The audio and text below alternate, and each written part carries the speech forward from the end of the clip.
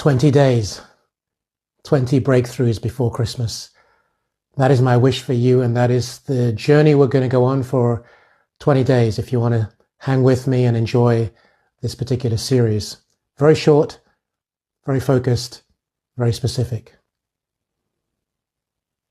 One of the key things that you need to understand is whatever breakthroughs you make, they are things that are constructed over time, but they're developed based on the choices that you make. We all have to make choices.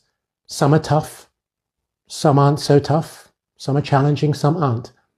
But the foundation of breaking through to get to the other side or to achieve whatever you want to achieve, it's often invisible, unaware, but they've been ingrained in you for your life.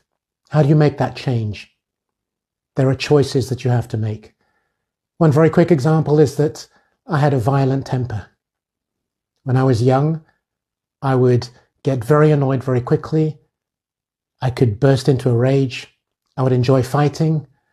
Not necessarily enjoy it, but it was just something I chose to do in order to settle a score. But more importantly, in fact, to protect people that I cared about, often at school. I'd say to people, let's meet at the school gates, the back gates, of course, after school, and we'd figure this out.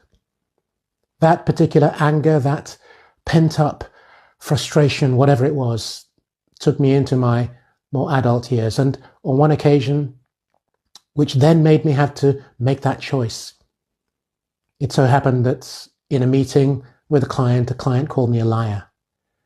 Now, for whatever reason, and I do believe that liar is a very strong word and should never be used anyway, and I learned that over time, but calling me a liar meant that it really lit my fuse.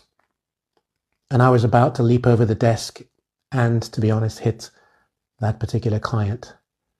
I then realized that I had to make a choice.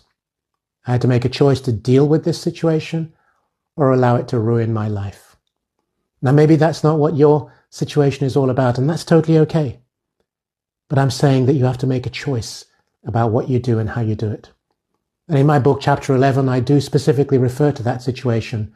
I give you an example of what it can do to you if you don't change a habit or an attitude or something to break through what is holding you back.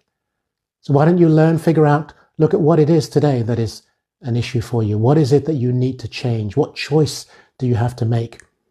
Because the breaking down of barriers, the breaking down of whatever it is, are invisible. You can't see them. You know they're there, but you can't really define them.